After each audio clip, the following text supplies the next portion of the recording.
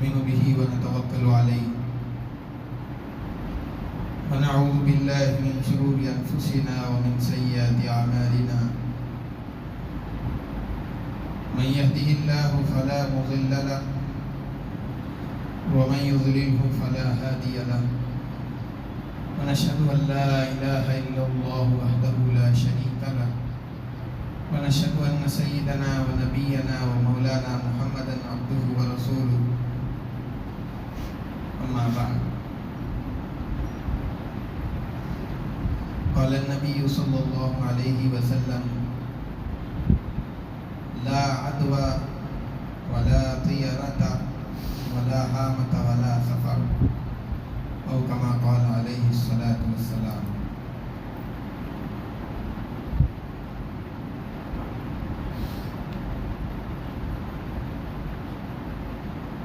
معزز سامعین اکرام،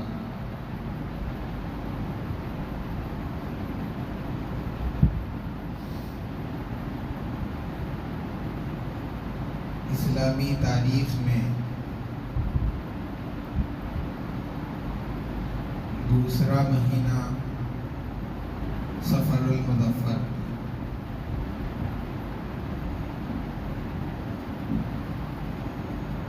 اس مہینے سے متعلق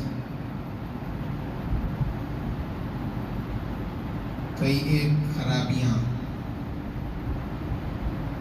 اور کئی ایک بد عقیدے لوگوں کے درمیان میں پھیلے ہوئے ہیں، اور یہ بات نئی نہیں ہے، یہ عقائد کی خرابی اور اس مہینے کو برا سمجھنا یہ تو اللہ کے رسول صلی اللہ علیہ وسلم کے زمانے میں بھی اہل عرب کے اندر پایا جاتا تھا۔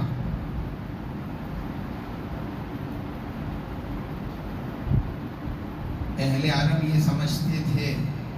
کہ سفر کا مہینہ یہ مصیبتوں، پریشانیوں اور تکلیفوں کے نازل ہونے کا زمانہ ہے۔ اس مہینے کے اندر بلائیں اترتی ہیں، اسی لیے وہ اس مہینے کو منحوس سمجھتے تھے۔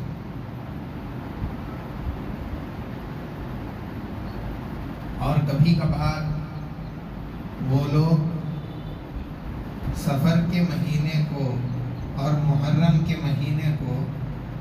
ایک دوسرے سے ادلا بدلی بھی کیا کرتے تھے، کیونکہ محرم یہ حرمت والا مہینہ ہے اور سفر ان کے حساب سے مصیبتوں والا مہینہ تھا، تو وہ یہ سمجھتے تھے کہ اگر ہم نے سفر کی جگہ محرم کر دیا اور محرم کی جگہ پر سفر کو رکھ دیا تو محرم کی حرمت کی برکت سے سفر میں آنے والی جو مصیبتیں ہیں وہ کم ہو جائیں گی یا ختم ہو جائیں گی۔ اور پھر چونکہ اب محرم کی جگہ سفر کو رکھ دیا، اسی لیے محرم میں جو چیزیں منع ہوتی تھیں اب چونکہ اس کی جگہ پر سفر ہے، اس لیے وہ سب کام اس مہینے کے اندر کرتے تھے۔ اس طریقے پر مہینوں کو آگے پیچھے اہل عرب کر لیا کرتے تھے تاکہ وہ سفر کی مصیبتوں سے، اس کی پریشانیوں سے محفوظ رہیں اور بچ جائیں۔ اور یہی عقیدہ، یہی چیز آج تک بھی مسلمان گھرانوں کے اندر چل رہی ہے۔ ہاں، سب گھروں کے اندر نہیں ہے، لیکن بعض گھرانے ابھی تک ان چیزوں کو مانتے ہیں اور اس مہینے کو منحوس سمجھتے ہیں۔ بہت ساری خرابیاں ہیں جو اس مہینے کے اندر ہوتی ہیں۔ جب یہ مہینہ آ جاتا ہے تو شادی اور کوئی خوشی کی بات، خوشی کا موقع، خوشی کا کوئی عمل، کوئی کام اس مہینے کے اندر انجام نہیں دیتے، اور یہ سمجھتے ہیں کہ اگر اس مہینے کے اندر نکاح اور شادی کی گئی، کوئی نیک کام، کوئی اچھا کام اس کے اندر شروع کیا گیا تو وہ ناکام ہو جاتا ہے، شادی ٹوٹ جاتی ہے، پائیدار نہیں ہوتی، اس لیے کہ یہ منحوس مہینہ ہے اور اس کی وجہ سے عمل کے اندر بھی نحوست پیدا ہوگی۔ اس طریقے سے لوگوں کے عقائد ہیں، اور کاروبار بھی اس مہینے کے اندر شروع نہیں کرتے، یہ سمجھتے ہیں کہ اگر اس مہینے میں کاروبار شروع کیا گیا تو وہ اولاً تو چلے گا نہیں، اور اگر چل بھی گیا تو اس کے اندر فائدہ نہیں ہوگا، صرف نقصان ہی نقصان ہوگا۔ اور بہت سارے لوگ اس مہینے کے اندر خاص طور سے اپنے گھروں کے اندر قرآن خوانی کا اہتمام کراتے ہیں، قرآن کی تلاوت کا، بچوں کو بلوا کر کے قرآن پڑھانا، اور یہ سمجھتے ہیں کہ اگر ہم اس طرح اپنے گھر میں قرآن خوانی کرائیں گے تو اس مہینے کی جو مصیبتیں، جو بلائیں آسمان سے اتر رہی ہیں، ہمارا گھر ان سے محفوظ رہے گا اور پاک رہے گا۔ اور اس مہینے کو خاص بلاؤں کے اترنے کا اور آسمان سے جنوں کے نازل ہونے کا مہینہ سمجھا جاتا ہے۔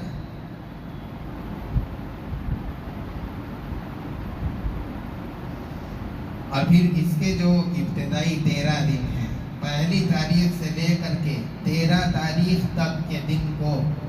بہت زیادہ سخت، بھاری اور برا سمجھتے ہیں، اسی لیے ان 13 دنوں کو بہت زیادہ منحوس بھی سمجھتے ہیں، اور جب 13ویں تاریخ آتی ہے تو مختلف چیزیں فقیروں کو دیتے ہیں، اور بہت سارے فقیر مانگنے والے فجر سے پہلے ہی نکل کے یہ آواز لگاتے ہوئے گلیوں میں پھرتے ہیں کہ 13 تیزی کرو۔ بہت ساروں نے اس کو سنا ہوگا، اسی لیے اس مہینے کو 13 تیزی کے مہینے سے بھی جانا جاتا ہے۔ الغرض اس کے علاوہ بھی بہت ساری خرابیاں ہیں، جیسے کہ اس مہینے کا جب آخری چہارشنبہ آتا ہے تو اس میں لوگ سیر و تفریح کے لیے نکلتے ہیں، اور یہ کہتے ہیں کہ اللہ کے رسول صلی اللہ علیہ وسلم جب بیمار ہو گئے تھے تو اس چہارشنبے کو آپ کو بیماری سے کچھ افاقہ ہوا تھا، کچھ شفا ملی تھی، کچھ صحتیاب ہوئے تھے، اسی لیے اللہ کے رسول صلی اللہ علیہ وسلم اس دن چہل قدمی کے لیے نکلے تھے، تو آپ کی اتباع اور پیروی کے اندر ہم بھی نکل رہے ہیں۔ اب آخری چہارشنبے کو مرد بھی، عورتیں بھی اپنے بچوں کو لے کر کے تفریح کے لیے یہاں وہاں گھومنے کے لیے نکل پڑتے ہیں۔ الغرض یہ وہ خرابیاں ہیں، اور اس کے علاوہ اور دوسری بھی خرابیاں ہیں جو اس مہینے کے اندر مسلمانوں کے درمیان ہوتی ہے اور پائی جاتی ہیں۔ عملی خرابیاں بھی ہے اور عقائد کے اعتبار سے خرابیاں بھی ہے، اور ان دونوں چیزوں میں اصلاح اور سدھار کی ضرورت ہے، اس لیے کہ اللہ تبارک و تعالیٰ نے دن اور رات کو بنایا، مہینہ بنایا، سال بنایا، صبح و شام، یہ سب کچھ اللہ کی پیدا کرتا ہے۔ مہینوں کو تبدیل کرنا یہ اللہ کا کام، دن کو رات میں بدلنا، رات کو دن میں بدل دینا، یہ اللہ کا کام، ایک گھڑی کو ختم کر کے اس کے آگے والی گھڑی کو لانا، یہ اللہ کا کام۔ ہر چیز اللہ کی پیدا کرتا ہے، اور کسی چیز کے اندر اللہ تبارک و تعالیٰ نے نفع اور نقصان کو نہیں رکھا۔ یہ مہینہ خاص، اس کے اندر نہ نفع پہنچانے کی صلاحیت ہے، نہ نقصان پہنچانے کی صلاحیت۔ نقصان اور نفع کا پہنچنا یہ اللہ کی طرف سے ہوتا ہے۔ اگر اس مہینے میں بھی نقصان پہنچتا ہے تو وہ بھی اللہ کی طرف سے، اور نفع پہنچتا ہے تو وہ بھی اللہ کی طرف سے، اور دوسرے مہینوں کے اندر نفع اور نقصان پہنچتا ہے تو وہ بھی اللہ کی طرف سے۔ جس طریقے سے دوسرے 11 مہینے ہیں ویسے ہی یہ بھی ایک مہینہ ہے اللہ کا پیدا کردہ۔ اس کے اندر بذات خود نفع اور نقصان کے پہنچانے کی اور کسی کے بھلے اور برے کرنے کی صلاحیت اللہ نے نہیں رکھی، اسی لیے خاص اس مہینے کو نقصان اور برائی والا مہینہ سمجھنا یہ اللہ کے ساتھ نفع اور نقصان پہنچانے والی صفت میں اس مہینے کو شریک کرنے کے مترادف۔ اس لیے مہینوں کے اندر کوئی چیز نہیں ہے، اس عقیدے کی درستگی ہونی چاہیے۔ اللہ کے رسول صلی اللہ علیہ وسلم نے فرمایا، اللہ تبارک و تعالیٰ نے حدیث قدسی کے اندر یہ فرمایا ہے کہ انسان مجھے تکلیف پہنچاتا ہے، وہ زمانے کو برا کہتا ہے، حالانکہ میں نے ہی زمانے کو پیدا کیا، اور دن کو رات میں میں بدلتا ہوں، رات کو دن میں میں بدلتا ہوں۔ تو جو آدمی مہینوں کو برا کہہ رہا ہے، حقیقتاً وہ اس مہینے کے پیدا کرنے والے کو برا کہہ رہا ہے۔ اللہ کے رسول صلی اللہ علیہ وسلم نے خاص اس مہینے کے بارے میں صاف صاف فرما دیا، ولا سفر، یہ سفر کے مہینے کے بارے میں جو عقائد ہے اس کی کوئی حقیقت نہیں ہے، اس میں کوئی برائی نہیں ہے۔ اللہ کے رسول صلی اللہ علیہ وسلم نے اپنی اس روایت کے اندر 4 چیزیں فرمائی۔ لا عدوہ، یہ عقیدہ بہت سارے لوگوں کا ہے کہ بیماری جب ایک آدمی کو ہوتی ہے تو پھر اگر کوئی اس کے قریب میں بیٹھ جائے، اس کے ساتھ زیادہ رہے یا اس سے ملاقات کرنے لگے تو وہ بیماری ایک سے دوسرے کو منتقل ہوتی ہے۔ اللہ کے رسول صلی اللہ علیہ وسلم نے فرمایا لا عدوہ، بیماری منتقل نہیں ہوتی۔ ایک دیہاتی آدمی اللہ کے رسول صلی اللہ علیہ وسلم کے پاس آیا اور اس نے حضور پاک صلی اللہ علیہ وسلم سے پوچھا کہ اللہ کے نبی، آپ تو کہتے ہیں کہ بیماری منتقل نہیں ہوتی، لیکن ہم تو دیکھتے ہیں کہ ہم اونٹ والے ہیں، دیہاتی آدمی ہیں، ہمارے پاس اونٹ ہے،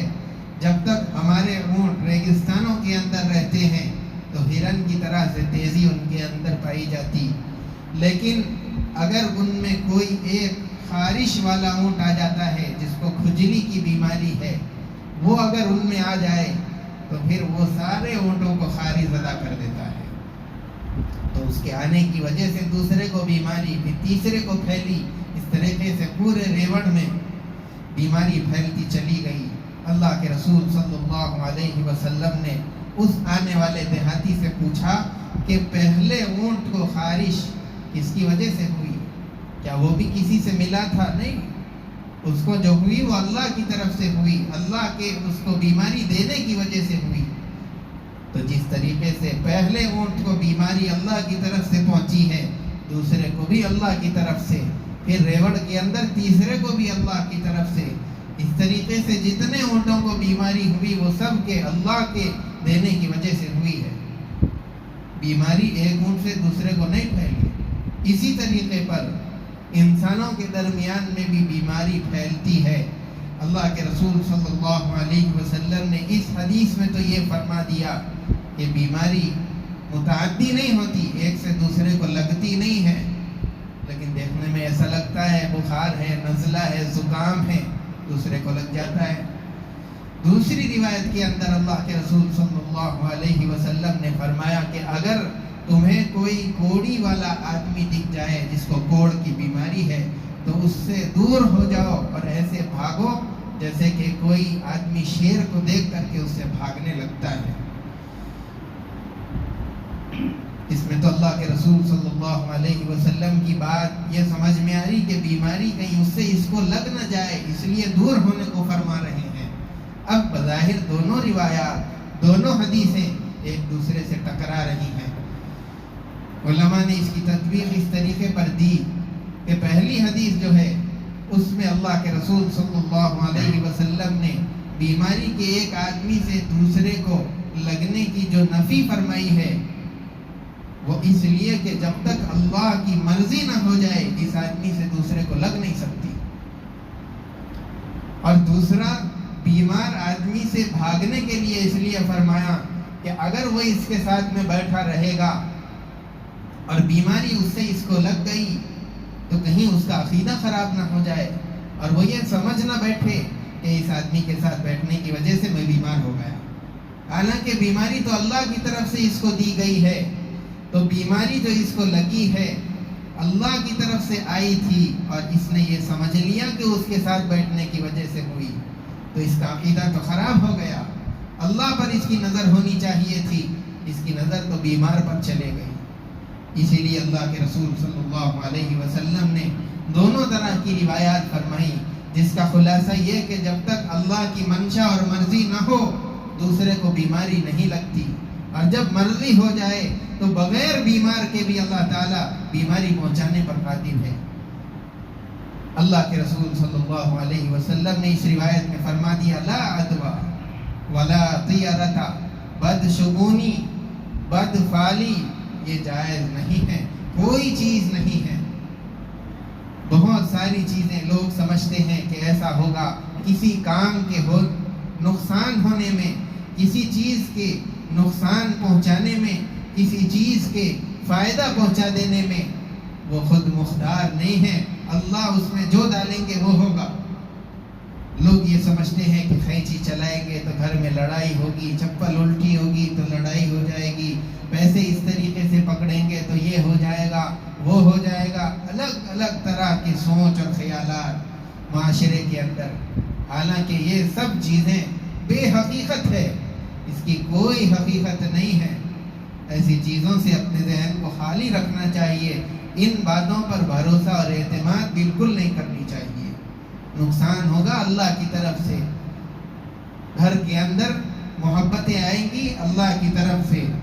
اور نقصان گھر کے اندر پھوٹ پڑے گی، ایک دوسرے سے اختلافات ہوں گے، وہ بھی اللہ کی منشا کے مطابق. یہ چپلوں کے الٹے ہو جانے سے، قینچیوں کے چلانے سے گھروں کے اندر نہ محبت آتی ہے نہ لڑائیاں ہوتی ہیں. آگے اللہ کے رسول اگر کوئی آدمی نیک فالی لیتا ہے، جیسے کہ کسی کا کوئی اچھا سا نام رکھ دیا اللہ والوں کے نام پر، یا کسی صحابی کے نام پر نام رکھ دیا عبداللہ، ابو بکر، عمر، اور اس نے نیک فالی لی کہ میرا بیٹا ویسے ہی نیک سیرت اور اچھے اخلاق والا رہے جیسے کہ حضرت ابو بکر تھے، جیسے کہ حضرت عمر تھے. اس طریقے سے اچھے نام رکھ کر کے ایک نیک فالی لینا یہ جائز ہے، اچھی چیز ہے، اس سے شریعت کے اندر منع نہیں کیا گیا. آگے اللہ کے رسول صلی اللہ علیہ وسلم نے فرمایا ولا حامتا. بہت سارے لوگوں کے ذہن میں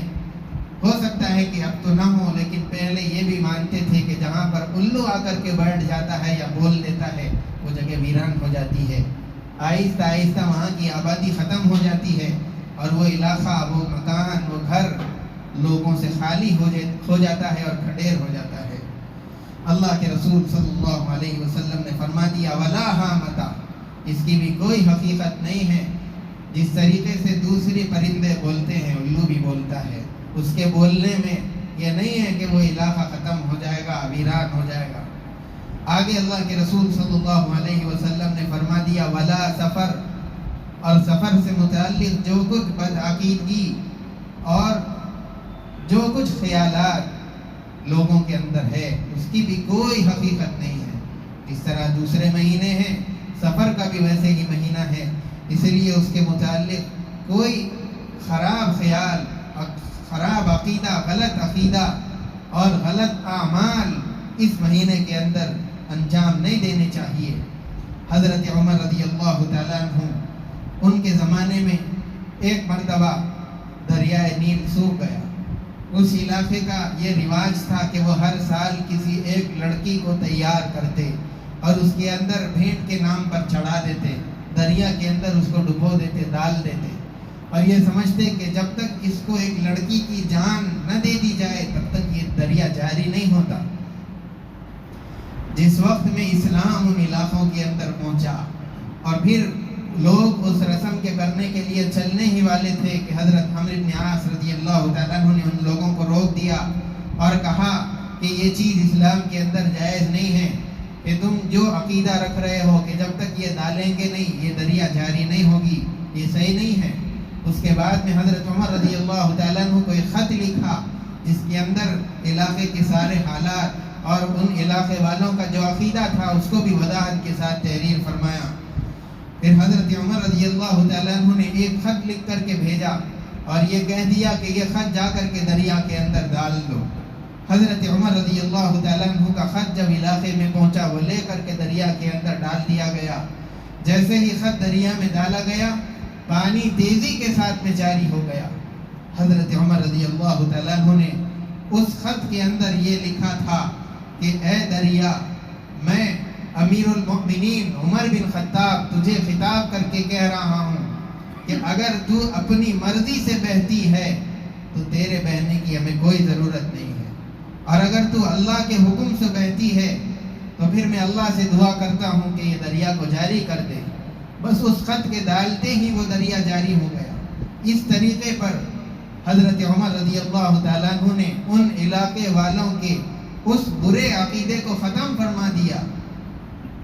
حضرت علی رضی اللہ تعالیٰ عنہ ایک مرتبہ سفر میں جا رہے تھے، آپ کے ساتھ لوگ بھی تھے، لشکر تھا۔ علی رضی اللہ تعالیٰ عنہ نے جب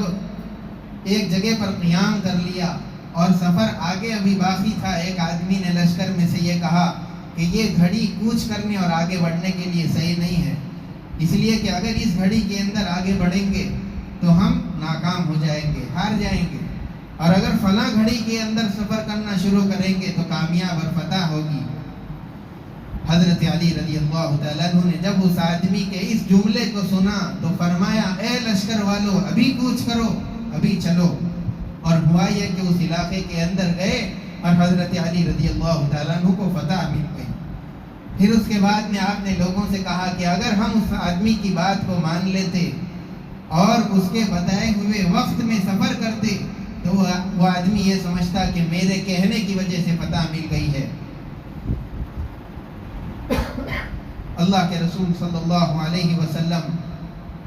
ایک مرتبہ سفر کر رہے تھے اور رات کا وقت تھا۔ جب آپ نے فجر کی نماز پڑھائی تو اس رات میں کچھ بارش ہو گئی تھی۔ اللہ کے رسول صلی اللہ علیہ وسلم فجر کی نماز سے فارغ ہونے کے بعد آپ لوگوں کی طرف متوجہ ہوئے اور آپ نے فرمایا تمہیں پتا ہے کہ اللہ تبارک و تعالیٰ نے اب مجھے کیا فرمان بھیجا ہے؟ لوگوں نے کہا کہ اللہ اور اس کے رسول بہتر جانتے ہیں۔ اللہ کے رسول صلی اللہ علیہ وسلم نے فرمایا کہ اللہ تعالیٰ کہتے ہیں کہ آج رات کچھ لوگ اپنے ایمان پر ثابت قدم ہے اور کچھ لوگ ان لوگوں نے کفر کا ارتکاب کر لیا۔ جن لوگوں نے یہ کہا کہ یہ بارش اللہ کے فضل اور اس کی رحمت کی وجہ سے ہوئی ہے تو وہ اپنے ایمان پر ثابت قدم ہے، اور جن لوگوں نے یہ کہا کہ یہ جو بارش ہوئی ہے یہ فلاں ستارے کے نکلنے کی وجہ سے ہوئی تو ان لوگوں نے کفر کا ارتکاب کر لیا ہے۔ اسی لیے یہ بات ذہن میں رکھنی چاہیے کہ دنیا کے اندر جتنی بھی چیزیں ہیں یہ سب اللہ کی مخلوق ہے، اور مخلوق نفع اور نقصان کے پہنچانے میں اللہ کے حکم کی محتاج۔ کوئی مہینہ منحوس نہیں، کوئی چیز منحوس نہیں، اور کوئی بھی چیز کوئی مخلوق بری نہیں ہے۔ ہاں اگر اللہ اس کے اندر نقصان ڈال دے تو اس سے آپ کو نقصان ہوگا۔ اگر یہ مہینہ منحوس ہوتا تو اللہ کے رسول صلی اللہ علیہ وسلم کا نکاح اس مہینے کے اندر نہیں ہوتا، حالانکہ حضور پاک صلی اللہ علیہ وسلم نے حضرت صفیہ رضی اللہ تعالی عنہا سے جو کہ پوری امت کی ماں ہیں ان کے ساتھ اسی مہینے کے اندر حضور کا نکاح ہوا تھا، اور پھر ماں تو ماں اللہ کے رسول صلی اللہ علیہ وسلم نے اپنی لاڈلی بیٹی حضرت فاطمہ رضی اللہ تعالی عنہا کا نکاح حضرت علی رضی اللہ تعالیٰ عنہ کے ساتھ اسی مہینے کے اندر کیا تھا۔ بتاؤ اگر اس مہینے کے اندر نکاح کرنا منحوس ہوتا اور اگر اس مہینے کے اندر نکاح کرنے سے رشتے کے ٹوٹنے کا امکان ہوتا تو اللہ کے رسول صلی اللہ علیہ وسلم اپنی بیٹی کا نکاح اس مہینے میں کرتے؟ کیا آپ اپنا نکاح خود حضرت صفیہ رضی اللہ تعالیٰ عنہ کے ساتھ اس مہینے کے اندر انجام دیتے تو اس مہینے کو برا سمجھنا یہ ایک برا عقیدہ ہے، خراب عقیدہ ہے. اس کی وجہ سے آدمی کفر کے دائرے کے قریب ہو جاتا ہے، اس کے عقیدے خراب ہو جاتے ہیں. اسی لیے اس طرح اس مہینے کے متعلق اپنے عقائد کو بھی صحیح رکھنا چاہیے اور اپنے اعمال کو بھی درست کرنا چاہیے. اللہ تبارک و تعالی ہم تمام کو صراط مستقیم پر رکھے، صحیح عقائد کے ساتھ پوری زندگی گزارنے کی توفیق عطا فرمائے. وصلی اللہ وسلم علی سیدنا محمد وعلی آلہ واصحابہ اجمعین وآخر دعوانا الحمد للہ رب العالمین. جو حضرات سنت نہیں پڑھے سنت پڑھ لیجیے.